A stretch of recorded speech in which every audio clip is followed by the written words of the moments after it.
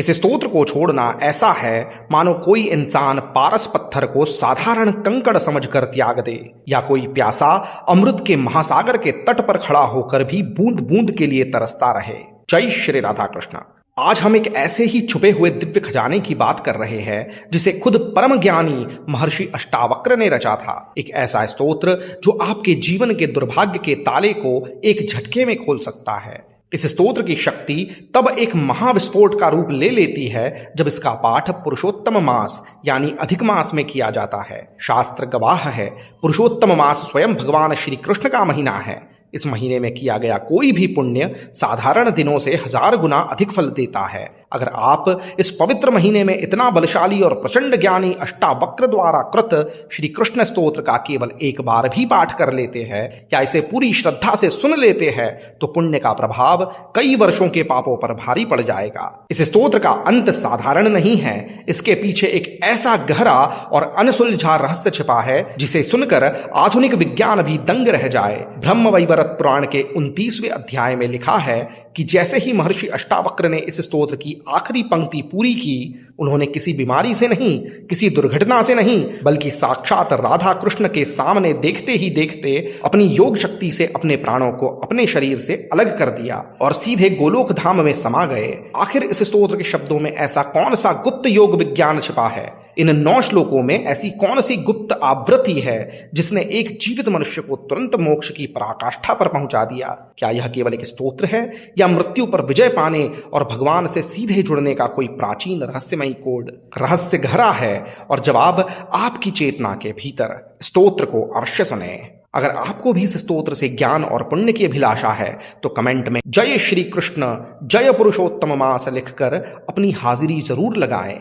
इस गुप्त ज्ञान को अपने तक सीमित न रखें, अपनों के कल्याण के लिए इसे अभी शेयर करें और ऐसे ही अनसुने पौराणिक रहस्यों से जुड़े रहने के लिए चैनल को सब्सक्राइब अवश्य करें। आइए सुनते हैं अष्टावक्र कृतम पुरुषोत्तम श्री कृष्ण स्तोत्रम। ओम अष्टावक्र कृतम पुरुषोत्तम श्री कृष्ण स्तोत्रम। अष्टावक्र उवाच गुणातीत गुणाधार गुणबीज गुणात्मक गुणीश गुणिनां बीज गुणायन नमोऽस्तु ते। सिद्धिस्वरूप सिद्ध्यंश सिद्धिबीज परात्पर सिद्धि सिद्ध गुणाधीश सिद्धानां गुरवे नमः। हे वेद बीज वेदज्ञ वेदिन् वेद वेदांवर वेदाज्ञाताद्य रूपेश वेदज्ञेश नमोऽस्तु ते। ब्रह्मानन्तेश शेषेन्द्र धर्मादीनामधीश्वर सर्वेश शर्वेश बीजरूप नमोऽस्तु ते। प्रकृते प्राकृत प्राज्ञ प्रकृतीश परात्पर संसार वृक्ष तद्बीज फलरूप नमोऽस्तु ते। सृष्टिस्थित्यन्त बीजेश सृष्टिस्थित्यन्त कारण महाविराट्तरोर्बीज राधिकेश नमोऽस्तु ते। अहो यस्यत्र यः स्कन्धा ब्रह्म विष्णु महेश्वराः शाखा प्रशाखा वेदाद्यास्तपांसि कुसुमानि च संसार विफला एव प्रकृत्यङ्कुरमेव च तदाधार निराधार सर्वाधार नमोऽस्तु ते। तेजो रूप निराकार प्रत्यक्षानूहमेव च सर्वाकाराति प्रत्यक्ष स्वेच्छामय नमोऽस्तु ते। इत्युक्त्वा स मुनिश्रेष्ठो निपत्य चरणाम्बुजे प्राणांस्तत्याज योगेन तयोः प्रत्यक्ष एव च। अष्टावक्र उवाच गुणातीत गुणाधार गुणबीज गुणात्मक गुणीश गुणिनां बीज गुणायन नमोऽस्तु ते। सिद्धिस्वरूप सिद्ध्यंश सिद्धिबीज परात्पर सिद्धि सिद्ध गुणाधीश सिद्धानां गुरवे नमः। हे वेद बीज वेदज्ञ वेदिन् वेद वेदांवर वेदाज्ञाताद्य रूपेश वेदज्ञेश नमोऽस्तु ते। ब्रह्मानन्तेश शेषेन्द्र धर्मादीनामधीश्वर सर्वेश शर्वेश बीजरूप नमोऽस्तु ते। प्रकृते प्राकृत प्राज्ञ प्रकृतीश परात्पर संसार वृक्ष तद्बीज फलरूप नमोऽस्तु ते सृष्टिस्थित्यन्त बीजेश सृष्टिस्थित्यन्त कारण महाविराट्तरोर्बीज राधिकेश नमोऽस्तु ते अहो यस्यत्र यः स्कन्धा ब्रह्म विष्णु महेश्वराः शाखा प्रशाखा वेदाद्यास्तपांसि कुसुमानि च संसार विफला एव प्रकृत्यङ्कुरमेव च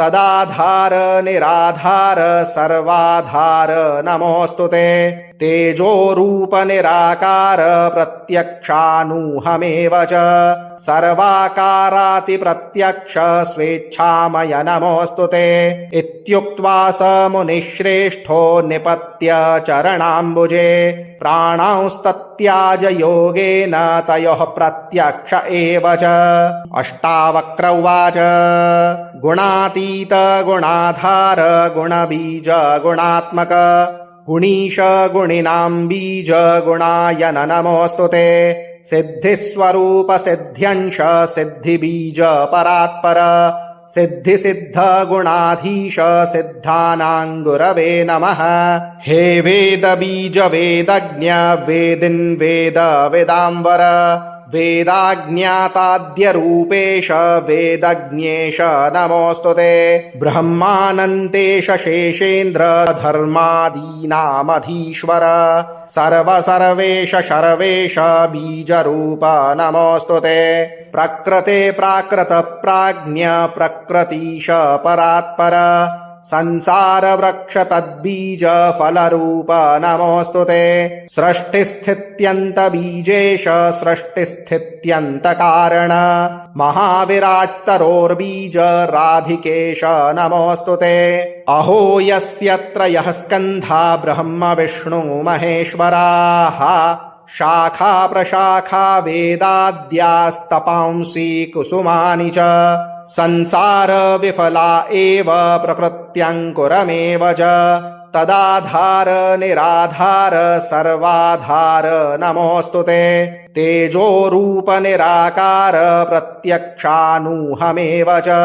सर्वाकाराति प्रत्यक्ष स्वेच्छामय नमोऽस्तु ते इत्युक्त्वा स मुनिश्रेष्ठो निपत्य चरणाम्बुजे प्राणांस्तत्याज योगेन तयोः प्रत्यक्ष एव च अष्टावक्र उवाच गुणातीत गुणाधार गुणबीज गुणात्मक गुणीश गुणिनां बीज गुणायन नमोऽस्तु ते सिद्धिस्वरूप सिद्ध्यंश सिद्धिबीज परात्पर सिद्धिसिद्ध गुणाधीश सिद्धानां गुरवे नमः हे वेद बीज वेदज्ञ वेदिन् वेद वेदांवर वेदाज्ञाताद्यरूपेश वेदज्ञेश नमोऽस्तु ते ब्रह्मानन्तेश शेषेन्द्र धर्मादीनामधीश्वर सर्वसर्वेश शर्वेश बीजरूप नमोऽस्तु ते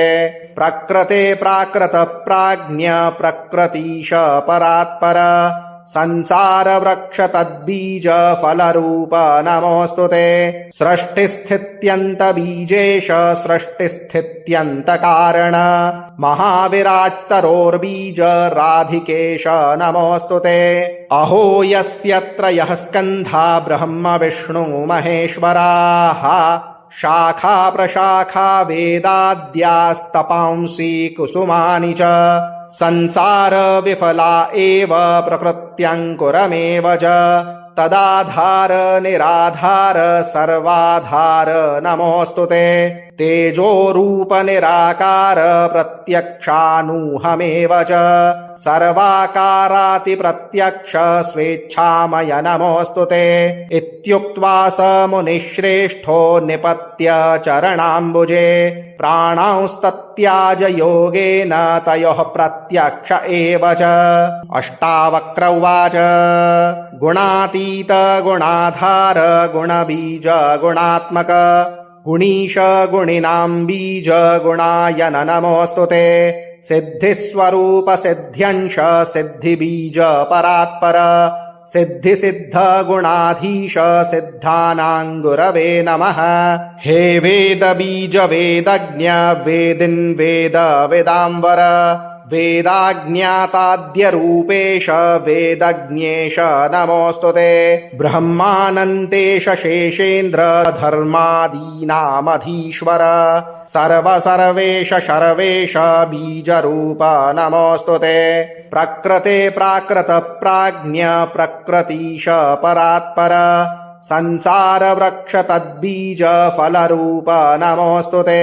सृष्टिस्थित्यन्त बीजेश सृष्टिस्थित्यन्त कारण महाविराट्तरोर्बीज राधिकेश नमोऽस्तुते।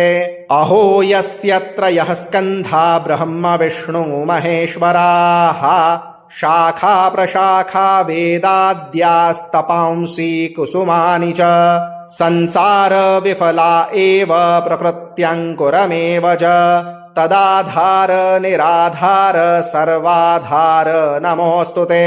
तेजोरूप निराकार प्रत्यक्षानूहमेव च सर्वाकाराति प्रत्यक्ष स्वेच्छामय नमोऽस्तुते।